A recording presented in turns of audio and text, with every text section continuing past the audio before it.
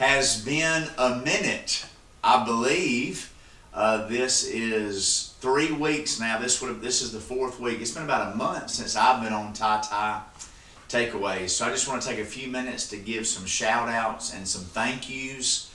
First of all, I want to say this. Thank you and a shout out to Nate Stewart, everybody.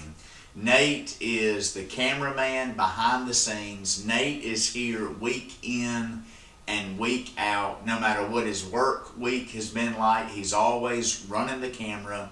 And every now and then when you hear that mysterious, godlike voice come from behind the camera, that is Nate Stewart. Or hand the tablet off screen. There you go, that's Nate. Also want to give a shout out to Ty and Maria Cottle. They were on last week and they did an awesome job. And I want to say congratulations, Maria, for stepping out of your comfort zone and doing this. You did a great job, Ty. You knocked it out of the park as always. Also, the week before that was Pam and Scott Haskins. And they did a great job. They did a phenomenal job, actually. And I really enjoyed hearing their story, their testimony of how God brought their family together, how God blessed their family as they blended that family. And many of you may have a blended family. Scott and Pam, they've done it well. God has helped them do that. And they did a great job sharing how they came to TyTy and the blessing that TyTy has been. And then the week before that, I believe, was Kayla and I think Carrie was on the week before that. Kayla and Carrie. And Kayla and Carrie, they are always in the on-deck circle, ready to jump in and help at a moment's notice. Carrie and Kayla, y'all did an awesome job. I want to say I really appreciate, there was a theme that I saw in the 3 different groups that did the TyTy Takeaways. And one thing all of them highlighted was the sweetness and the specialness, if specialness is a word, I don't know now, you have to Google it, about our Sunday night services. And some of them did mention Wednesday too. And they mentioned Wednesday as well, but Sunday night service is just a great service. We move from the worship center over into the sanctuary. It's dark outside, the lights are lit, the stained glass windows. Worship has taken place in this sanctuary since the 60s. It is a holy place, not because it's a sanctuary, but because it was built for worship. It was built for preaching. And there's just I just love the sound and the acoustics of the congregation singing on Sunday night. And Wednesday night as well. But I want to say thank you to those 3 groups and to Nate. And then another shout out I want to give is to Brandy, my wife Brandy. She had the vision for this room. She had the vision for these takeaways as well. Her and I brainstormed and we just had a heart to do this, just to have a point of connection on Monday with our church family. Just to recap the day before, because it's such, Sunday at TyTy is like Christmas every week. Sunday in TyTy is like the opening day of deer season every Sunday. Sunday at TyTy is like the Super Bowl every Sunday. Sunday at TyTy is like Black Friday sales every Sunday. Sunday at TyTy is like your birthday. It is a wonderful time of church family, celebration, exalting Jesus. And when Jesus is lifted up, He just fills the house. And Sundays are special days to us here in TyTy and the surrounding areas. It's just the Lord's day. And so I thank God for Sundays.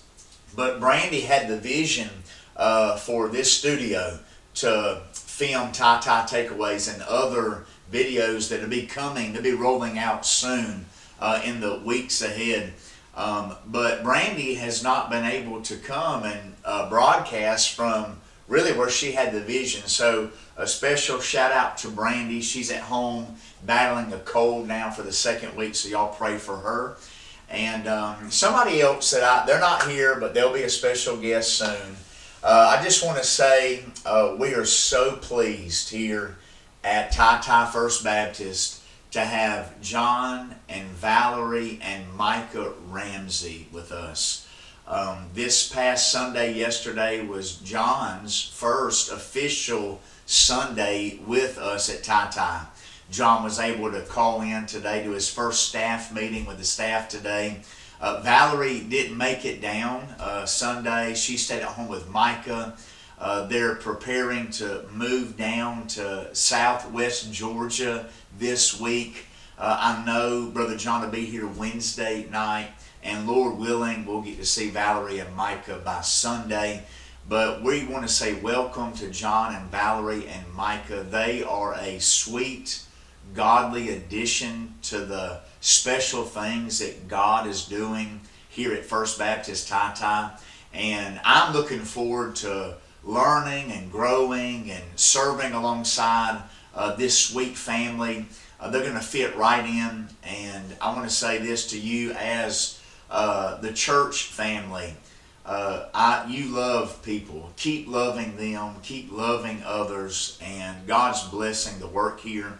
And just looking forward to what all God's going to do. And I want to say that, it's just kind of unique. I'm by myself on takeaways today. And I really see the hand of God in what's happening here at 157 North Church Street. And God is using this church family. God's using local churches every week all across the world.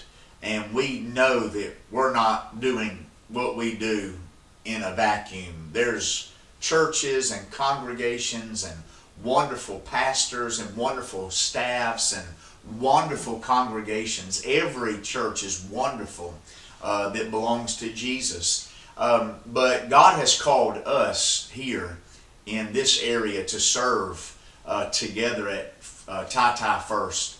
And it's just special what God's doing. I see how God is knitting our hearts together. I witness that God's reviving the church body with fresh wind, fresh fire, and a love for God, a love for His Word, a love for the church, and a love for sinners. There's one thing that I believe is a banner here at First TyTy, and that is love for God and love for people. And you can feel that. You can sense that. You can see that when you pull on this property. This is a holy place because it belongs to the Lord. And we have seen God do some great things.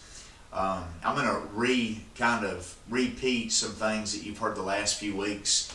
The way that our culture is here and the way that God has set up what's happening in our church is Sunday mornings, our church family, you as a church family, you have seen the vision, you've caught the light, you've seen the goal. And the goal is to bring lost people so they can hear the gospel and so they can have a chance to be saved. And you've caught that vision. You've realized that Sunday morning isn't primarily about the church, but it's about getting as many people into heaven as possible. And this past Sunday was Friend Day, and we only had 36 empty chairs. We had 438 chairs out, only 36 empty chairs, because you have caught that burden, that vision to bring friends to church. And I want to give God the glory and God the praise. 6 souls walked the aisle and said yes to Jesus yesterday. Give God praise for that. That is phenomenal. And God's doing something on Sunday night. I believe that you as the church, you've caught the vision that we've got to get lost people under gospel preaching Sunday morning. But Sunday night, it's for the church. It's for the congregation. It's for the saved. And you've caught that vision. And last night was an indication of that. Last night, the sanctuary was packed to the hills. We were packed from wall to wall, front to back. It was packed last night because we want to get where we have to do everything over there in the worship centers. That's exactly right. That's the goal right now. That's exactly right. And you've caught the vision, and I believe a lot of that is you heard from the Cottles and the Haskins and Kayla and Carrie. You heard Sunday mornings geared towards the lost. Sunday night is geared towards the saved. Wednesday night is geared towards fellowship and the saved. And every service here at TyTy has a purpose. There's a design to it. There's a heart behind it. And church, thank God we're doing this together. And I will say it's all inspired by God too. It's all inspired by God. It's God's heart, God's vision. And so if you're new to TyTy First Baptist, I want to encourage you. Go back on our YouTube channel or on Facebook, and I encourage you to listen to a series on our playlist called The Greatest Hits. It's a 3-part sermon series that we looked at 3 of the greatest hits. We looked at the Great Commandment, the Golden Rule, and the Great Commission. If you'll go back, take time with your family, if you're new here, and if you'll listen to those 3 sermons in that series, you'll catch the vision of the church. Love God, love people, and make disciples. And that's our heart here. Are we perfect? Absolutely not. Do we do everything right? Absolutely not. But we are striving to honor Jesus. We're striving to honor the Holy Spirit. We're striving to honor God the Father. And God, He's going to do His part. We just want to be faithful to do our part. Just a few announcements, some important things. We have a marriage banquet that is coming up on February the 7th. That is a week from this Friday, February the 7th. You can RSVP. We need you to do that with the church office. You can call the church office between 8:30 and 2:30, Monday through Thursday. And our secretary, Miss Linda Wilson, will get your name down. There's no charge for the marriage banquet. You can bring other couples. You can bring friends with you to that. But it's going to be geared towards marriage. The games, the message, the music's going to be geared towards worship. That'll be on the 7th. You can also go to the website. I believe there's a QR code there. And then also you can sign up on an old-fashioned clipboard in the worship center when you walk into the right. We need a head count. The food's going to be wonderful. The fellowship's going to be great. We're going to really seek to strengthen the knot for those that are married, to help those that are married. So if your marriage is great, we need you there. If your marriage is struggling, we need you there. And it'll be a great blessing if you are able to come. Also, I want to give this out to the men of the church. Lord willing, this Saturday, it'll be February the 1st, there is a wild game supper. A wild game supper. It is an outreach to outdoorsmen. The goal of this wild game supper is to reach hunters and anglers for Christ. This will be hosted by Terrell Baptist Church. Terrell Baptist Church. Saturday night, February 1st at 6 p.m. And I'm preaching the gospel at that wild game supper. And I want to invite all of you men that would like to go. You can come, we'll carpool together. That would encourage me to know that I've got some men that are holding up my arms. That I've got some men that are praying for me, that I have some men that have my back as I stand in a place unfamiliar to me to preach Jesus to lost men so that they may be saved. And so if you are interested in going with me and you're available to go, we're going to meet here at the church at 4:30 on Saturday, and then we'll head over there. The supper starts at 6. We have all kinds of food and wild game. They'll probably give away a lot of outdoor equipment, and we're going to go preach Jesus to them. So I encourage you, if you can come, I would love to have you come with me if you're able. Also want to give you another date just to put out there on your calendar, men. To this coming Tuesday, tomorrow, is our Band of Brothers. And the Band of Brothers is at 7 p.m. in the social hall here at 157 North Church Street. Please hear this. That Band of Brothers is a time to strengthen our men, but it's also a time to bring other men that need a church family. Invite someone. Our chairman of deacons, Cy Crumley, he loves God, he loves the outdoors, he loves his family, he loves this church. Cy Crumley is going to be sharing. I don't know what he's going to share. I have no idea, but I know he's going to mention and talk about Jesus and the goodness of God. That'll be this Tuesday, tomorrow night at 7.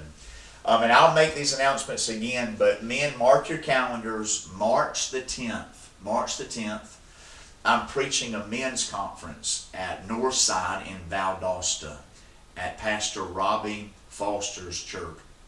I want to invite all the men from our church to ride down with me, be part of that men's conference. I'll be preaching a message that night on March the 10th, so want to go ahead and put that bug in your ear as well. Several things coming up just to be attentive to and paying attention to. So let's look at just yesterday a little bit. I feel kind of redundant recapping the sermon myself. Yesterday morning we started off in 2 Peter. We'll be in 2 Peter, a series called Growing in Christ. That began yesterday, and we'll be, 2 Peter is 3 chapters. We'll preach through 2 Peter. I don't know if it'll take 3 months, not sure yet, but you can read ahead. Yesterday we only really got through verse 1. I had planned to preach verses 1 through 4, only got through verse 1, and something really caught my attention in 2 Peter chapter number 1. As I was actually reading the text that morning, this caught my attention, and it kind of got me hung up in verse number 1. But Peter writes, 2 Peter chapter 1, verse 1, Simon Peter. And that just really leapt out to me. When I had prepared to preach verses 1 through 4, I didn't notice that until I read it again that morning before church. Simon Peter, there was a whole sermon in that. Simon is who he was before he got saved. Peter is who he was after he was saved.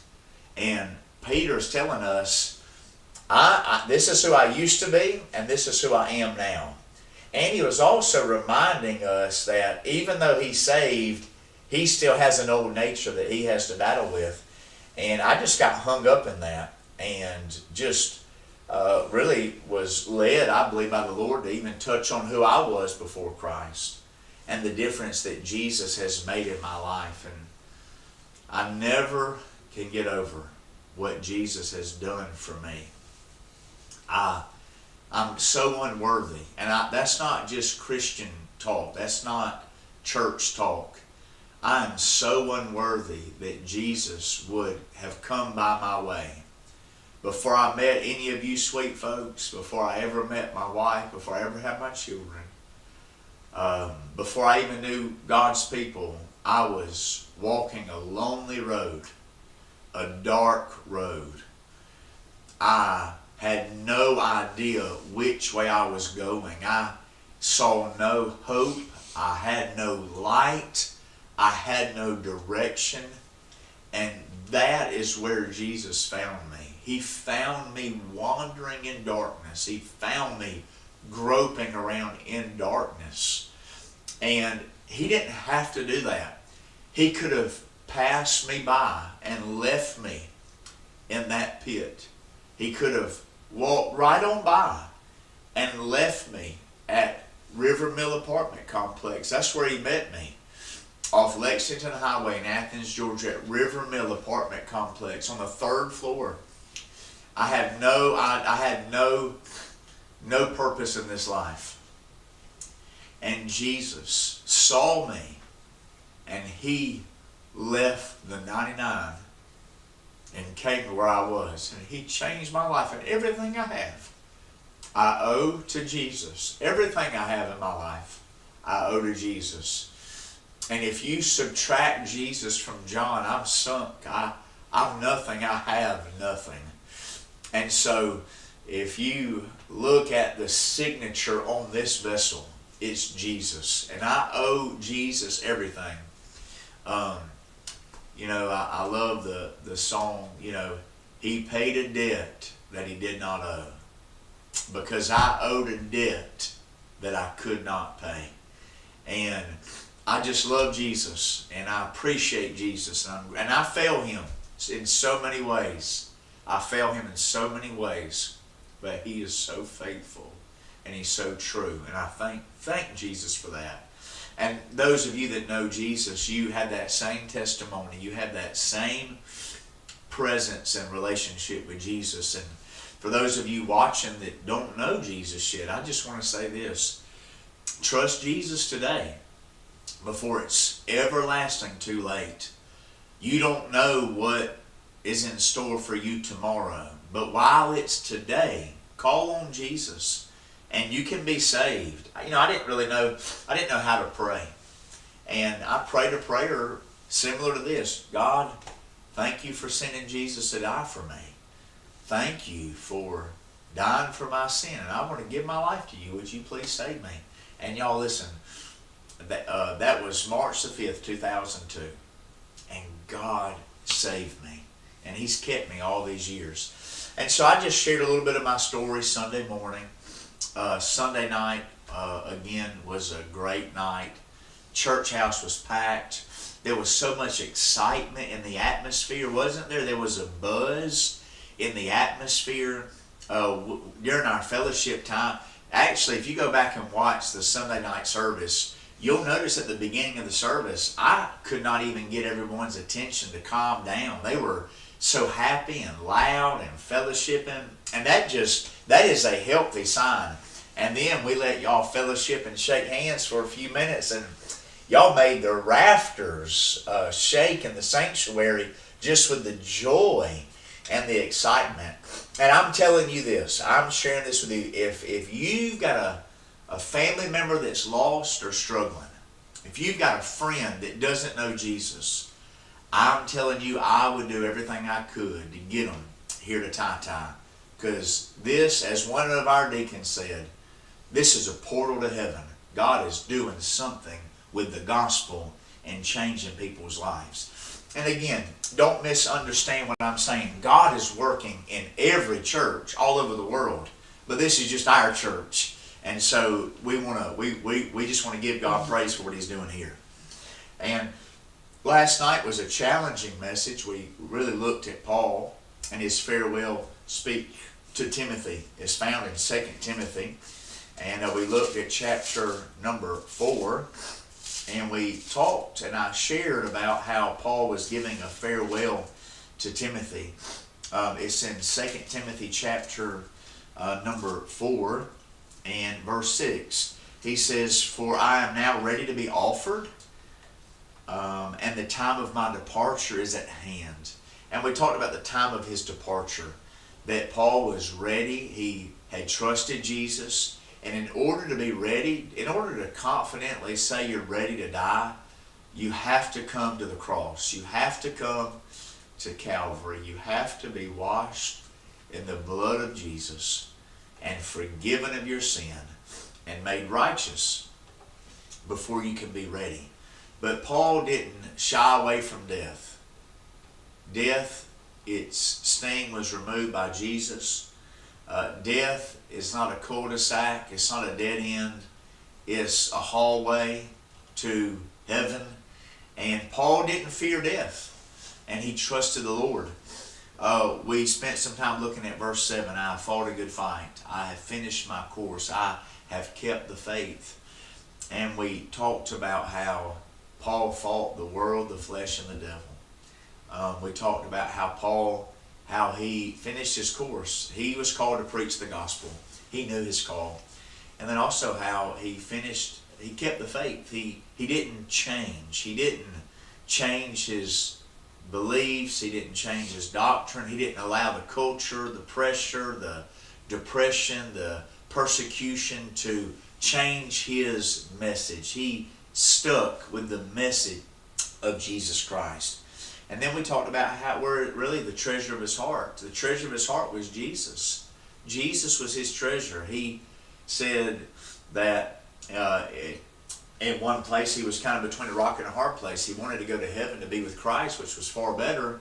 But then he also wanted to stay here in the flesh so he could serve the church and get more folks saved. And we looked at how really Jesus was Paul's treasure.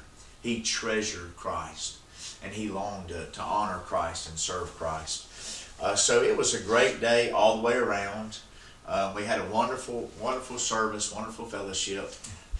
On a funny note, one of our chickens at home rode to church with me in the back of my truck. And so that chicken hung out on my truck during church, and then a bunch of the guys rounded it up after church. And only in TyTy does the preacher bring a pet chicken to church. And then the deacons was outside chasing it around trying to catch it for me, taped his back legs together and threw it back in my truck to take home. And so I appreciate y'all helping me round that chicken up.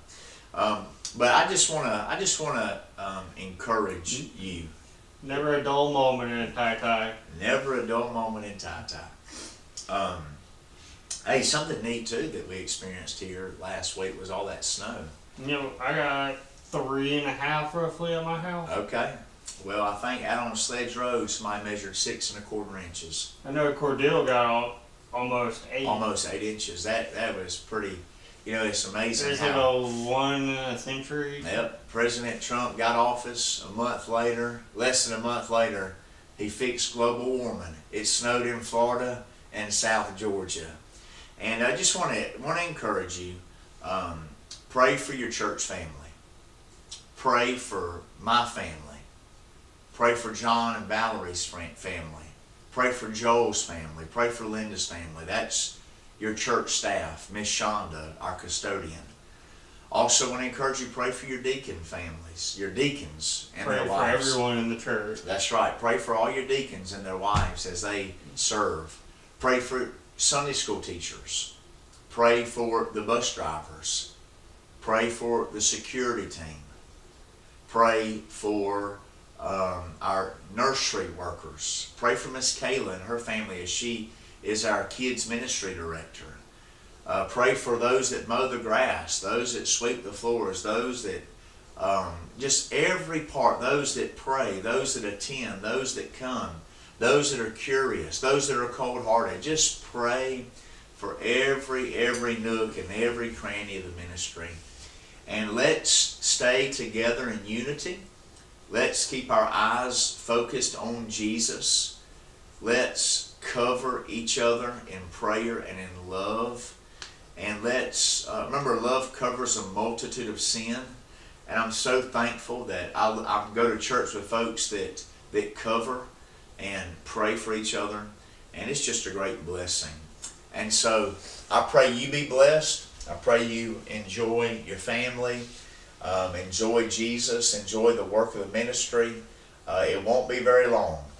I love songs, you know, that talk about heaven, and songs that really remind us that, you know, it's not so much about this life. I love this song. It's called Beulah Land. It's powerful. It says, I'm kind of homesick for a country to which I've never been. No sad goodbyes will there be spoken, for time won't matter anymore. Beulah land, I'm longing for you, and someday on thee I'll stand. There my home shall be eternal. Beulah land, sweet Beulah land.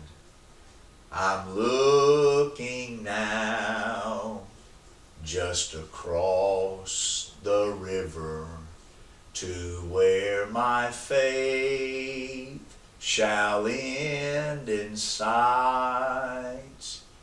There's just a few more days to labor, then I will take my heavenly flight.